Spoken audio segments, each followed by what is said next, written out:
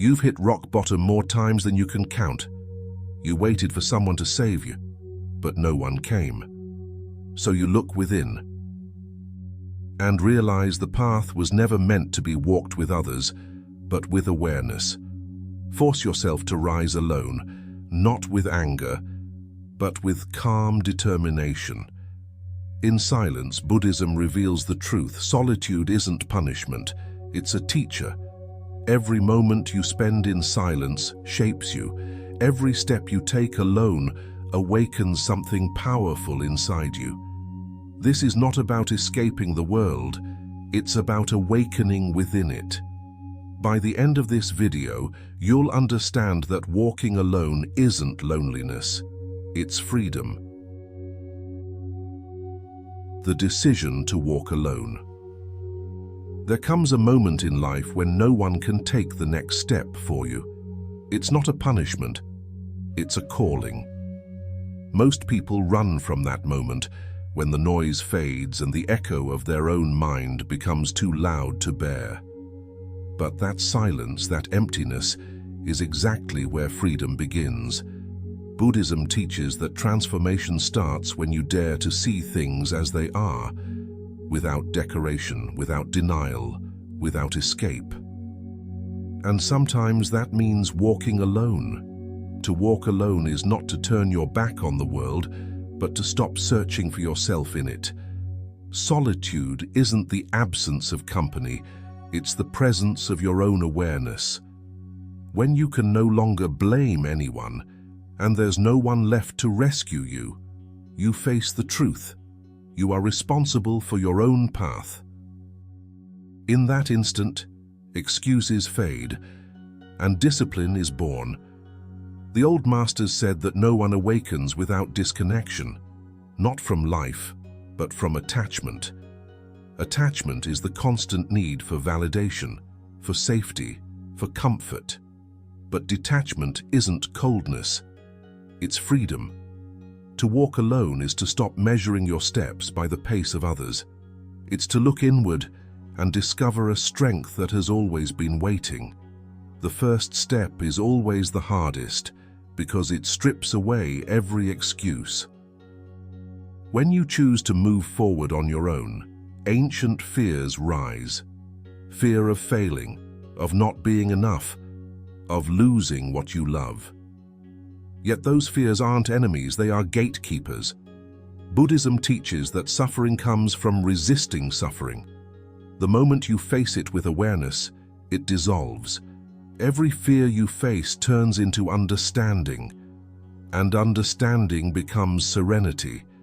Real solitude is not physical, it's mental. You can be surrounded by people and still feel lost, or sit alone and feel completely whole. To walk alone is to face yourself without running away from your thoughts. It's learning to sit with your mind, to observe it without being carried away. That's where training begins. Solitude becomes your dojo, your temple, your mirror. But it's not an easy path. There will be days when you want to give up. Days when silence feels unbearable. Days when distractions try to drag you back. That's when the true test begins, to stay.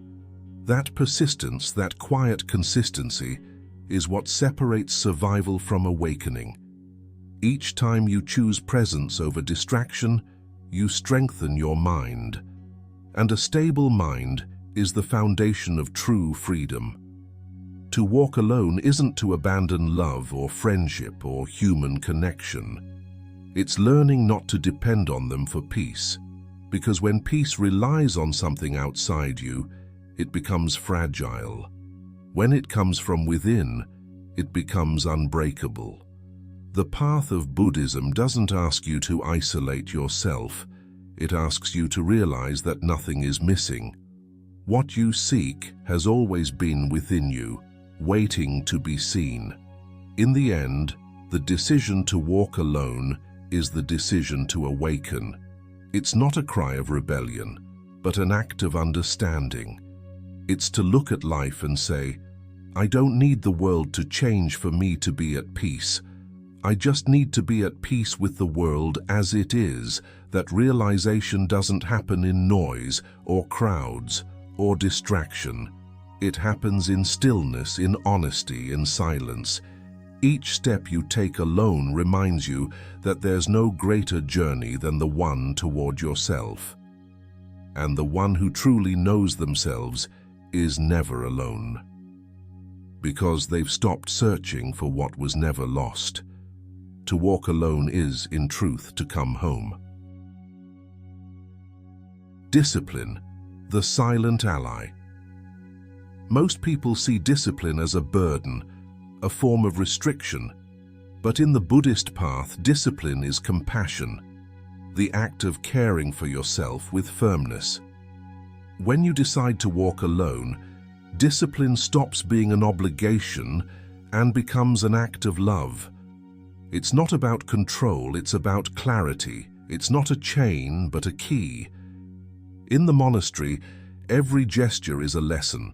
Monks wake before dawn, sweep the floor, prepare tea, meditate, not because someone orders them to, but because each simple act is a way to train the mind. To repeat something day after day without complaint teaches humility, patience, and presence.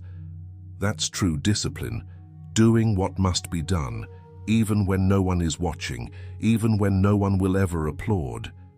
In our modern world, we confuse discipline with pressure. We push ourselves with anger, chasing results, and when they don't come, we collapse. But Buddhism teaches that all transformation takes time. A seed does not become a tree overnight, yet every day it does what it must. It grows. Inner discipline is that quiet, steady growth. It's choosing what's right even when it brings no reward, because you trust that change is happening in silence. An undisciplined mind seeks constant pleasure and distraction. It jumps from one thought to another like a restless monkey. Training the mind is learning to watch that movement without judgment, to gently bring it back to the present. Every time you return, every time you resist the pull of distraction, your awareness strengthens. Each moment of mindfulness is an act of discipline. When you walk alone, there's no external structure to lean on. No one tells you when to move, when to rest, or what to do. That's where the challenge begins. You must become your own guide. At first, it feels like wandering in the dark. But when you learn to be your own teacher, you discover a new kind of freedom, the strength of self-mastery. You no longer depend on motivation or recognition. You act because you understand. And understanding gives you peace. The ancient texts speak of balance, energy, and calm. Too much energy, and the mind burns out. Too much calm, and it falls asleep. Discipline is the middle way, the steady flame that neither rages nor fades. It's not tension, it's steadiness. To practice discipline is to build a mind that doesn't break when the world shakes. You can train it in the simplest things. When you eat, eat mindfully. When you speak, speak with awareness. When you walk, feel every step. Life itself becomes the monastery, and each act a meditation. You no longer need incense or robes, only attention. What once felt like routine becomes practice. What once felt like exhaustion becomes clarity. People often mistake discipline for repression, but they are opposites. Repression comes from fear. Discipline comes from understanding. Repression hardens you. Discipline refines you. One closes the heart. The other opens it. Freedom isn't doing whatever you want, it's being conscious of every choice. When you stay consistent, even on the days you don't feel like it, something inside you changes. It's subtle, almost invisible, but powerful. Your mind steadies, your body softens, your heart quiets. The calm that comes from discipline isn't dependent on results. It's self-created, indestructible. When you walk alone, discipline becomes your closest companion. It doesn't shout. It doesn't demand. It simply waits. Every day it offers you the same choice: stay or surrender.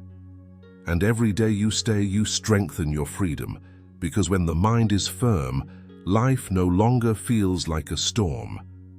Discipline doesn't distance you from the world. It teaches you how to live within it, fully awake. The Zen story, The Pilgrim and the Mountain. Long ago, at the foot of a quiet mountain, there stood a small temple. A young pilgrim arrived there after many weeks of travel. His feet were bleeding, his heart heavy and his mind restless. He had crossed valleys, rivers and cities, searching for one thing, the secret to inner peace. When he saw the old master sweeping the temple floor, he knelt and said, "Master, I've walked for weeks to find the truth. Please teach me the way to enlightenment." The master looked up, smiled gently and replied, "Climb the mountain. Then come back when you reach the top." The pilgrim hesitated. The sun was hot, the climb steep. Still he bowed and began his ascent. At first the path was easy. Then the stones grew sharper, the air thinner and his doubts louder. Halfway up he stopped, exhausted. Looking at the clouds wrapped around the summit, he muttered, "Why did he send me here? What could I possibly find up there?"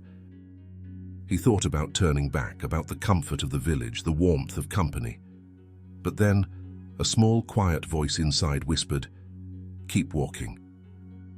And so he did. Every step hurt, every breath burned. But with each moment of struggle, the noise in his mind began to fade. The complaints, the fears, the comparisons, they started to fall away like loose stones rolling down the path.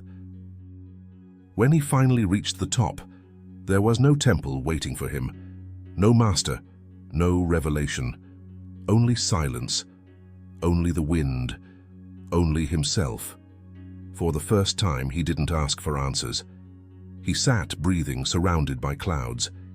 In that stillness, he felt something shift. He realized that the climb had never been about the mountain. It had been about everything he had to let go of to reach this silence. The summit was not a destination. It was a mirror. Every struggle, every doubt, every step had shown him who he really was. When the pilgrim descended, he walked slowly, peacefully. At the temple gate, the master was still sweeping the floor. The pilgrim bowed and said, "Master, I climbed to the top, but I didn't find enlightenment." The old man smiled and answered, "Yet your eyes already carry the light." The pilgrim froze, then he understood. The journey hadn't given him enlightenment, it had stripped away what kept him from seeing it. The mountain had always been inside him. From that day on, the pilgrim stopped searching for temples on distant horizons. He found his practice in every step, his peace in every breath. Each time fear whispered, he remembered that small voice within, the one that had said, "Keep walking." And so he did. Because the true path is never about reaching the top. It's about awakening on the way up. Conscious solitude.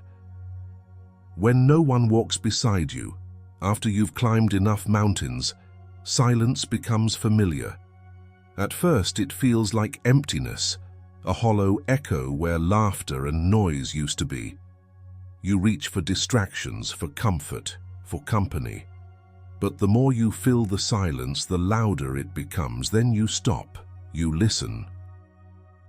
And slowly, you begin to understand, solitude isn't something to escape from. It's something to enter. Buddhism teaches that conscious solitude is the ground where awakening grows. When you stop running, you start hearing. Not the world outside, but the quiet voice within. It speaks softly, beneath the chaos of thought, beneath the memories and fears. To hear it, you must first be still enough to listen. Most people mistake being alone for being empty, but they are not the same. Being alone is a state, emptiness is a thought. You can sit in a crowded room and feel invisible, or sit under a tree completely alone and feel whole. The difference lies in your relationship with yourself. Conscious solitude is not loneliness. It's meeting yourself without judgment. It's watching your mind, seeing your emotions rise and fall without chasing or resisting them. At first it hurts. Old wounds reopen, forgotten fears resurface. You might feel like you're breaking, but you're not breaking. You're unfolding. Awareness acts like sunlight through fog. It doesn't fight the fog, it simply illuminates it. And once the light touches it, the fog fades on its own. In the same way, when you bring awareness to your pain, the stories that once ruled your mind begin to lose their power. To walk alone is to finally hear the sound of your own soul. It's no longer about escaping noise, it's about understanding it. You realize that peace doesn't mean silence around you, it means silence within you. The masters used to say, when you learn to be alone, you stop being separate. It sounds like a riddle, but it's true. In deep solitude, you feel the pulse of everything. The same breath that fills your lungs fills the sky. The same stillness inside you exists in the trees, the rivers, the stars. You are alone yet connected to all that is. From that awareness, solitude turns into sanctuary. You no longer need to escape the world or chase affection. You can sit in an empty room and feel peace. You can walk through a storm and feel steady. Because you've learned to listen, not with your ears but with your being. Every moment alone becomes practice. You stop waiting for others to make you feel whole. You stop needing approval to feel seen. And in that simplicity, a deeper joy appears. Quiet, weightless, unshakable. When the pilgrim from the mountain learned to rest in his own silence, he stopped seeking enlightenment in temples or masters. He found it in the space between thoughts. He realized he had never truly been alone, because awareness itself was always there, watching, breathing, being. Conscious solitude is not learned from books. It is lived moment by moment. It is the art of staying when every instinct says to run. And when you finally stay long enough, you discover that the silence you feared was never empty. It was full of you. Letting go the real strength within. Everything you love will change, everything you hold will one day slip through your fingers, everything you fear will eventually fade away. It sounds cruel, but it's not. It's the truth of impermanence, and within it lies the key to freedom. Buddhism doesn't teach resignation, it teaches release. It reminds us that nothing in life can be kept, not people, not moments, not even ourselves. When you see this clearly, attachment begins to lose its grip. Attachment isn't love, it's the fear of losing love, it's the attempt to freeze something that was meant to move. We cling to people, to memories, to ideas of who we should be.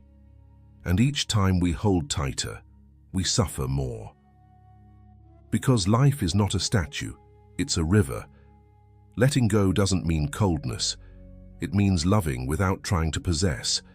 It means being present without trying to control.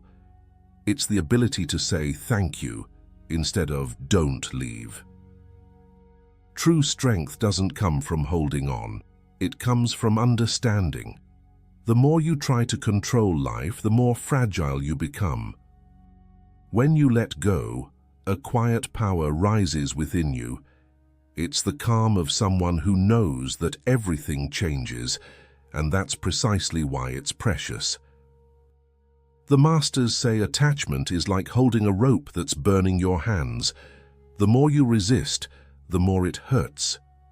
And when you finally let go, the pain turns into peace. That lightness you feel isn't loss, it's liberation. But letting go doesn't happen overnight. It's a practice, a softening.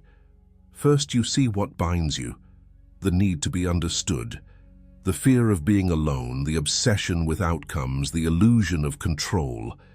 Then slowly, you learn to observe those impulses without feeding them. You don't fight them. You let them pass, like clouds drifting across the sky. And as you do, you realize something miraculous. The sky was always clear. Walking alone forces you to face everything you cling to. Without distraction, you meet your attachments face to face. You see what rules your mind and what keeps you small. And through awareness, you begin to free yourself. You stop escaping life and start living it. Letting go doesn't make you distant. It makes you deep. It teaches you to love without fear, to act without desperation, to live without needing guarantees, because real strength isn't about being unshaken. It's about being open. It's the power to remain at peace, even as the world moves around you. When you can hold your heart open in the middle of impermanence, nothing can destroy you. Not because you've become hard, but because you've become soft. Pain still comes, but it doesn't rule you. Loss still visits, but it doesn't define you. You breathe, you feel, and you let go. The pilgrim, after returning from the mountain, realized that even his search for enlightenment was an attachment. He had been trying to get something from life: wisdom, peace, answers. But when he stopped chasing and simply sat in stillness, the search ended, and peace appeared. He learned that peace doesn't come from getting what you want. It comes from wanting less. Letting go isn't weakness. It's mastery. Each time you release something that doesn't serve you, you reclaim a piece of yourself. And when there's nothing left to cling to, you finally discover that you were never missing anything at all. Turning adversity into a teacher. No one escapes pain. Everyone at some point will be broken open by life, by loss, by change, by time. But what separates awakening from despair isn't how much you suffer, it's how you meet your suffering. Buddhism teaches that pain is not the enemy. Pain is a messenger. It appears not to punish you but to reveal you, to show what still needs to be understood, accepted, or released. Our instinct is always to resist. When something hurts, we run, we distract, we blame, but every time you run from pain, it grows stronger. It follows you quietly, waiting to be seen. The moment you turn toward it, not with anger, but with awareness, it begins to dissolve. Because pain can't survive in the light of understanding. In the monasteries, they say that suffering is like fire refining gold. If you avoid the fire, you stay covered in impurities. If you stay within it consciously, you emerge pure, luminous, unbreakable. Suffering itself is not transformation. Awareness through suffering is. Every challenge becomes a mirror. When you lose something, it teaches you detachment. When someone hurts you, it teaches you compassion. When fear rises, it teaches you presence.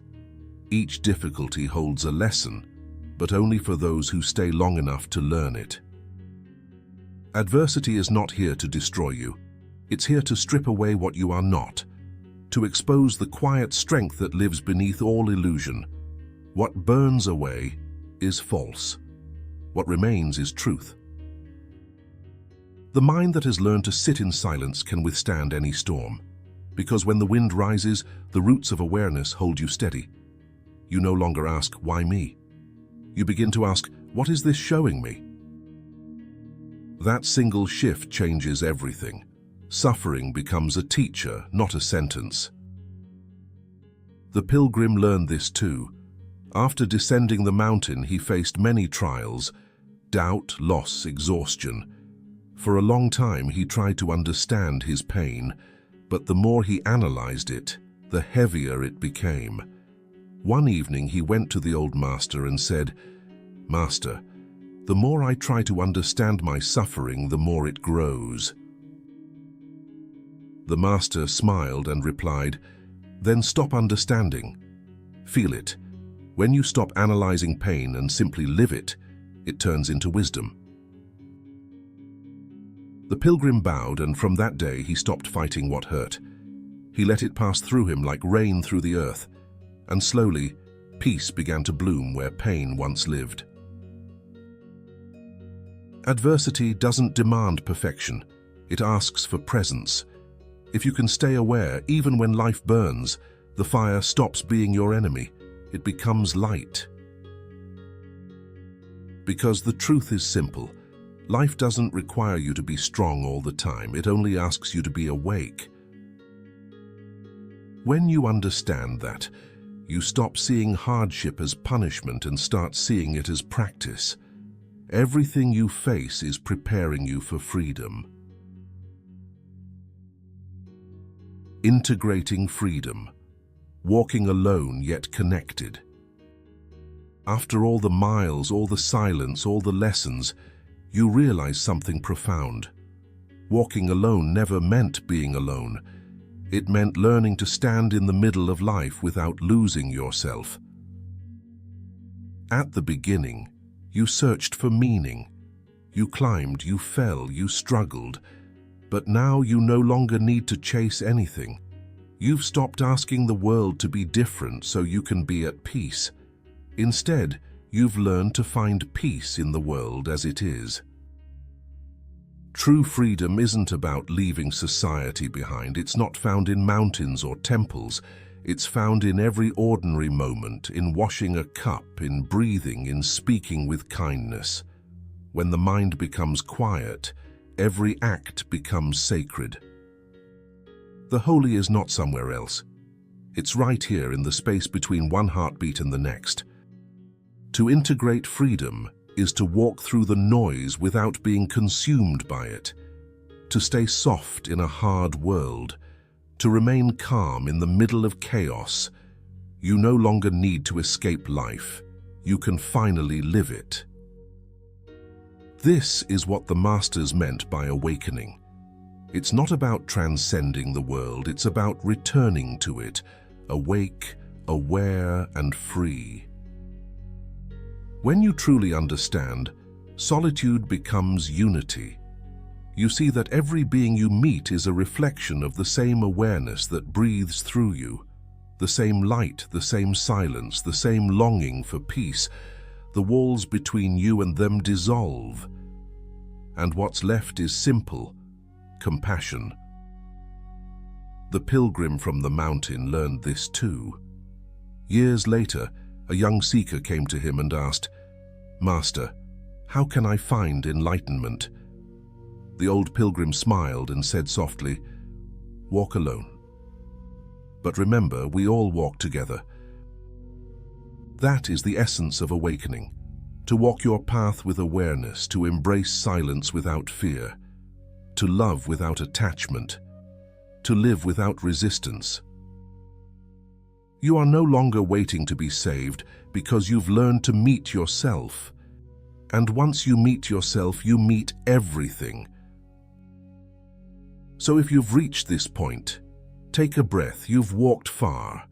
Maybe without realizing it, you've already begun your own ascent. This is your reminder. You don't need more noise, more validation, or more certainty. You just need presence. You are already enough. You are already home. Now share this message with someone who needs it. Leave a comment about what part of this journey spoke to you. Maybe your words will guide someone who's still climbing their own mountain. And if you wish to keep walking this path of awareness and reflection, subscribe, stay close, and keep listening to the silence. Because in the end, walking alone doesn't separate you from the world. It connects you to everything that's real. And that is freedom.